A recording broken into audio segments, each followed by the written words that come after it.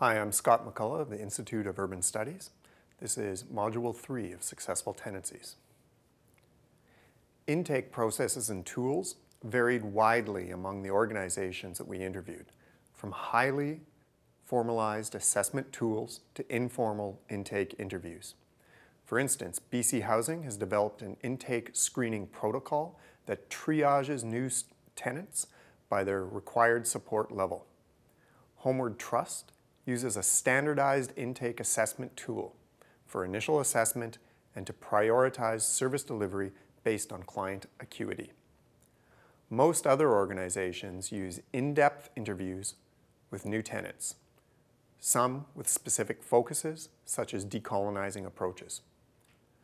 Another method of assessing tenants is to have on-site staff watch for emerging problems. And other tenants are also a useful resource to learn about tenants needing support. All of these techniques help to identify tenants that need services to maintain a successful tenancy. Handbooks and guidebooks are very common tools, but we note that they seem to work best when matched with some individualized support or tenant skills training. Again, Mainstay Housing is doing excellent work here and making publicly available their handbook and presentations. Day programming is critical because boredom is dangerous. Many organizations argued for social activities and day programming to give tenants something to do and help them build their networks. Providing opportunities for education and training is also critical, including tenancy training, support groups, conflict resolution training, life skills training, including budgeting, banking, and accessing healthy foods, and most important of all, employment training and access. And we were told of still more tools that agencies are using. Standard residential tenancy agreements are used by most organizations, but a few also use additional contracts with their tenants. These support agreements or behavior agreements are antithesis to the Housing First model, but are used by many other types of organizations working with other models. Mainstay Housing calls theirs a Successful Tenancy Action Plan, which is completed at intake and is used to determine what a new tenant requires in order to access and maintain their housing. Similar agreements are used by the Community Wellness Initiative in Winnipeg and many other agencies. Rent paid direct to the landlord was probably the #1 thing agencies across Canada cited as most important thing to prevent evictions. It prevents problems for tenants, landlords, and the agencies, and lowers the stress level for everyone. We were surprised at the importance of data for organizations.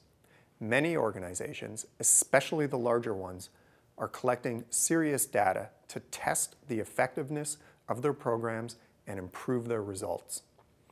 Types of data that are useful include eviction rates, evictions prevented, tenure length, reasons for moving, the situations tenants are coming from, and tenant feedback on programs. Most larger housing organizations and umbrella organizations are moving to coordinated intake, especially when housing the homeless. There are significant advantages to coordinated intake. It removes the duplication of intake and assessment components. Most larger housing organizations and umbrella organizations are moving to coordinated intake, especially when housing the homeless. There are significant advantages to coordinated intake. It removes the duplication of intake and assessment components. It allows agencies working with the homeless to access a common database of consumers.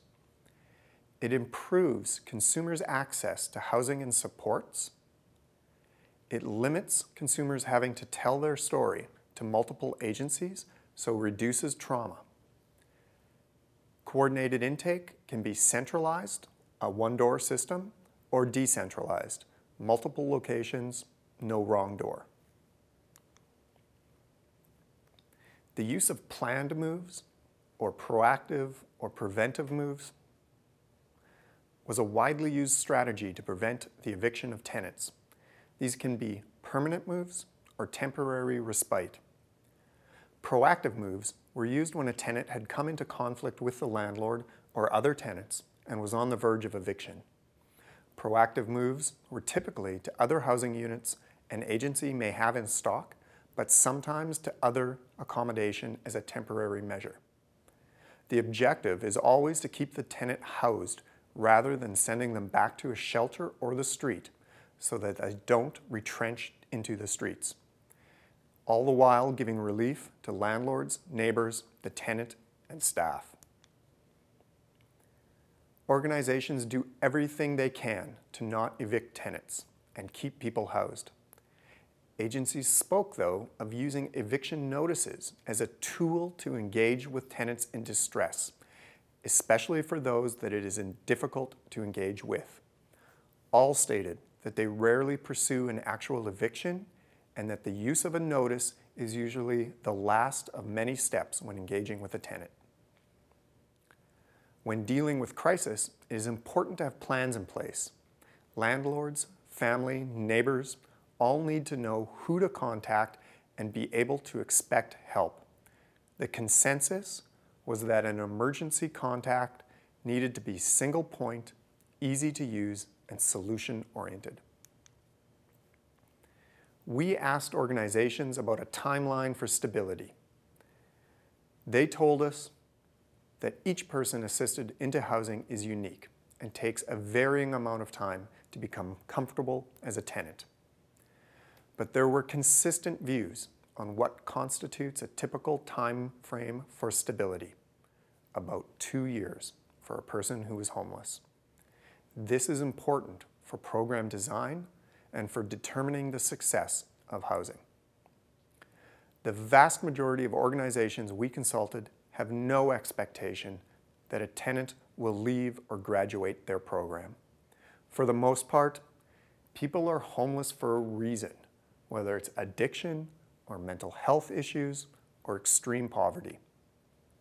Most organizations suggested that supports for a person who is at high risk of homelessness would need to continue for life, though usually the level of supports required will decline with time. A few organizations do transition a tenant to another program along that spectrum of services. But be aware that for a person ready to exit their program, a common experience is to panic at the perceived change. So transition planning is also important. Transition planning was often spoken of as taking 6 months to prepare a client for change. It is important to monitor programs and for evaluation and improvement. This is linked to the collection of data mentioned earlier. Some programs also use tenant feedback surveys to assist in data collection. We asked housing agencies about indicators of housing stability. We have collected 17 indicators in use by organizations across Canada. These vary, though, in the difficulty of implementing, and we refer you to our full report for a description of them. We recognize the challenges inherent in providing services. System-level challenges were identified by many organizations. Silos, especially federal agencies, some health services, and police services, were identified by many. The difficulty of forming partnerships with some organizations was spoken of, as was the challenge of providing a collective response, of working together. Several housing programs spoke specifically of the steep learning curve in developing programs to assist tenants. This is exacerbated by the speed of implementation, particularly at the initial intake round. So be aware that providing new services takes time. Many programs reminded us of the reality of housing the homeless, that not every attempt is successful, that there are repeated failed tenancies, and there is a subset of the homeless population who are very resistant to change. Even the Housing First goal of 85% permanently housed is not often achieved. An important challenge for programs housing the homeless is unexpected visitors to suites. This is a very common and very challenging problem for organizations. Creating policies to address the problem was the most common response. Organizations need to be aware of the cultural connection in that some people prefer communal or familial living, and those options need to be provided. Housing readiness was much discussed by agencies, including its relationship to Housing First. To be clear, Housing First model directly opposes the use of any housing readiness criteria to receive housing. But the majority of agencies interviewed were not operating under a Housing First model, and many agencies were addressing the challenges of housing persons who have a low level of life skills. The reality is that people need a set of skills to successfully retain their housing. Mainstay Housing has made life skills training a key component of their work using an adult education model. Mainstay indicates that for those who have been homeless for a period of time, becoming a good tenant is a learned experience, learning new skills, coping with challenges, and assuming the new role, the role of a tenant. Nearly every organization identified the lack of appropriate housing as the single greatest challenge for those housing the homeless, closely followed by the lack of access to addiction and psychiatric services. For public housing, wait lists for housing can run to great length, in some cities for decades. This affects housing choice, client choice, and the ability of housing providers to do their jobs. Additionally, because supports need to be permanent, that is, few graduate, and because nonprofit organizations are continuing to help people get off the streets, caseloads are ever expanding. Government support is critical and comes in two ways. The first is funding. Programs making a significant impact on homelessness all cited the importance of government support, municipal, regional, and provincial, as critical to their success.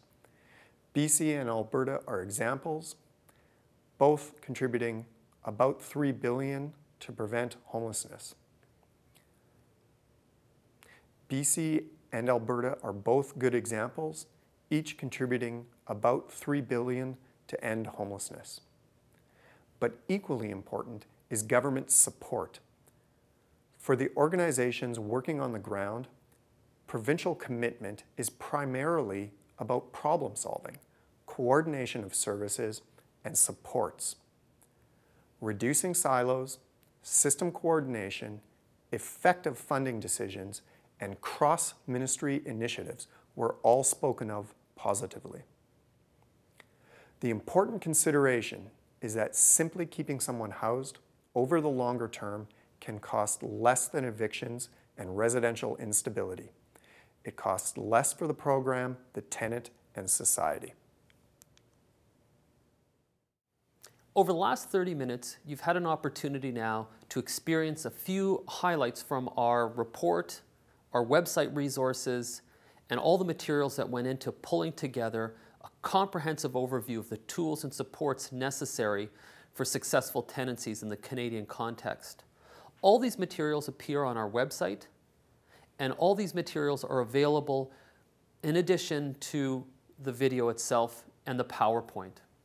It's important too to thank not only the authors who assisted on this work, but also the Homeless Partnership Strategy for providing funding, the At Home Chez Soi project for providing ongoing support, and to the team at the Institute of Urban Studies, including Scott, and the rest that contributed to the opportunity to produce this video.